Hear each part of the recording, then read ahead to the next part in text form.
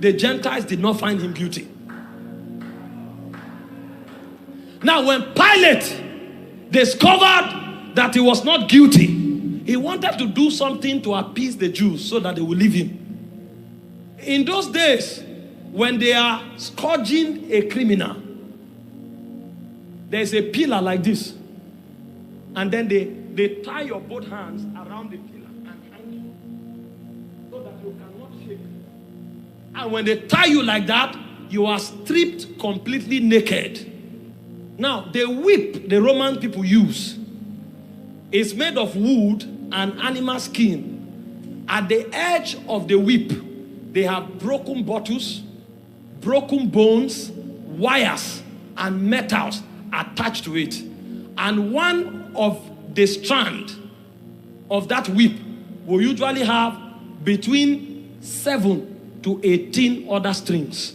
So when they wipe you once, you are taking at least 10 strokes per time. And every time they wipe you, the bottles, the bones, the wires will stick to your skin. So when they pull it out, they tore your skin out.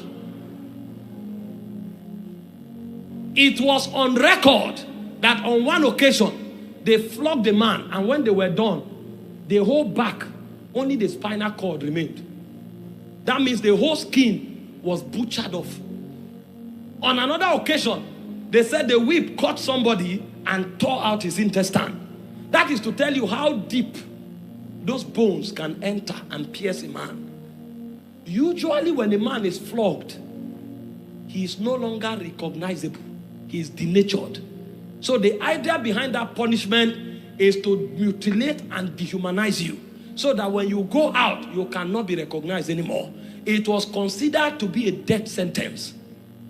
In Isaiah chapter 52 verse 14, the Bible said he was without figure. So when they dealt with Jesus and he left that place, you won't know if this is a man or a beast.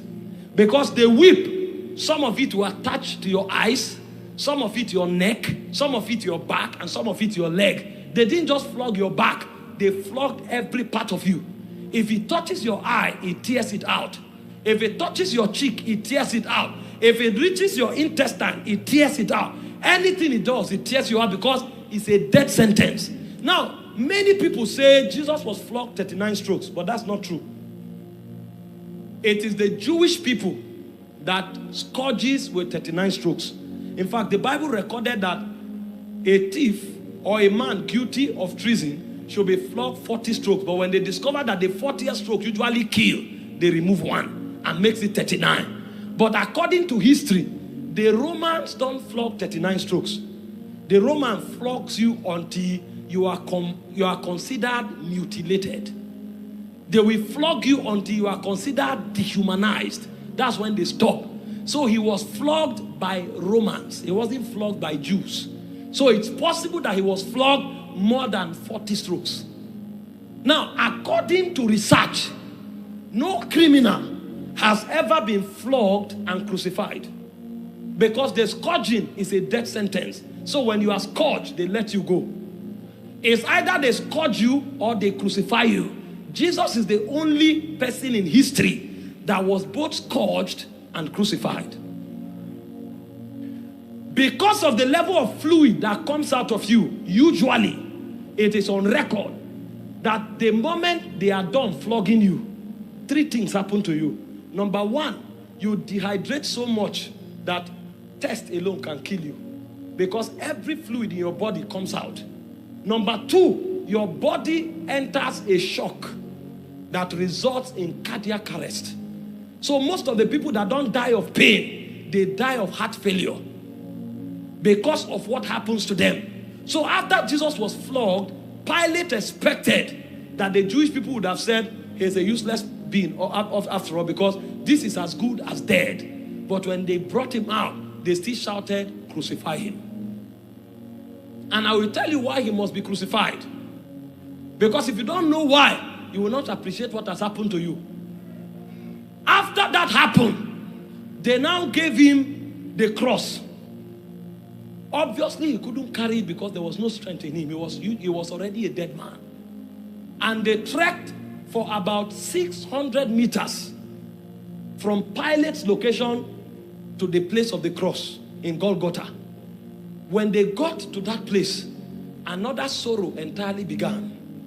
What you saw in your Bible pictures and your movies is that when you are crucified, they put something that supports your weight, both at the back and at the leg. That is not the Roman crucifixion. In the Roman crucifixion, you are naked, and they crucify you on your wrist, because usually the practice before was in your palm, but they discovered that the bones and the cartilages of the palm cannot bear the weight of the person. So they started crucifying people at the wrist. And so they crucify you on your wrist and on your two toes. When you are crucified like that, the whole weight of your body hangs on your wrist and on those toes. And you hang there. So Jesus was hanging there for 6 hours.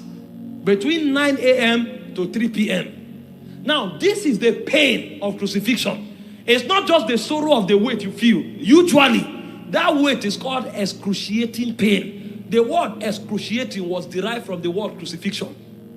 Cruciate is from cruci, and cruci is cross. Because they have never imagined that kind of pain before. Only when the technology of crucifixion was brought in was that allowed.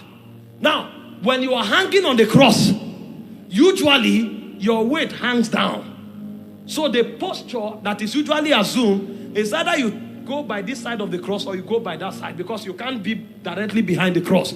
So when you hang on the cross, it is medically proven that because your abdomen will bend too deeply, your diaphragm will be squeezed, so you will suffocate.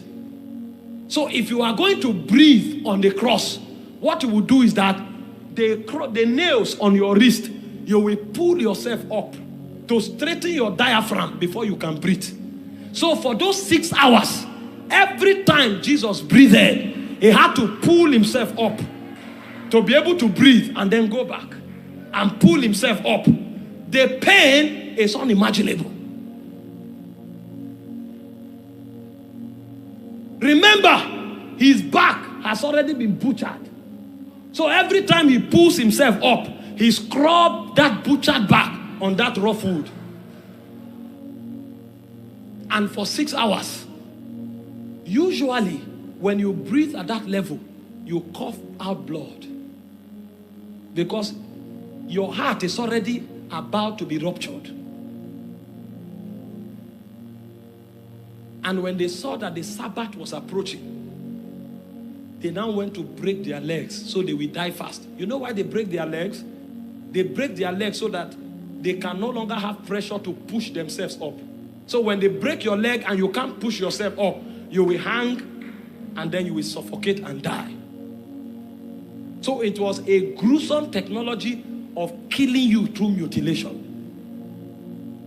When they came to break Jesus' leg, they discovered he was already dead.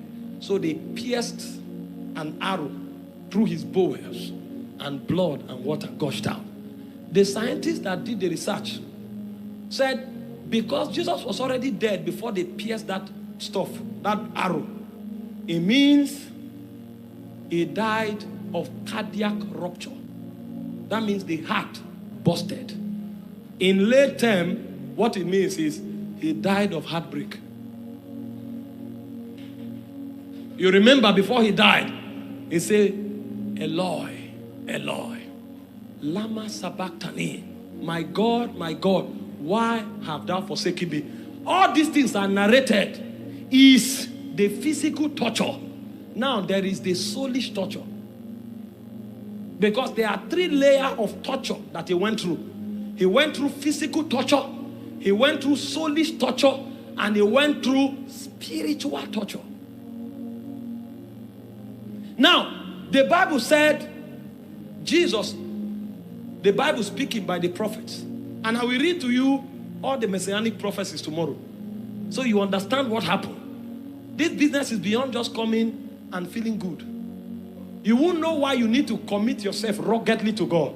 That's why Paul said, I beseech you, dearly beloved, that you present your bodies as a living sacrifice, holy and acceptable unto God. He said that is your reasonable offering. He said the love of Christ constrains us, for we thus judge that if one died for all, they that live no longer live for themselves. The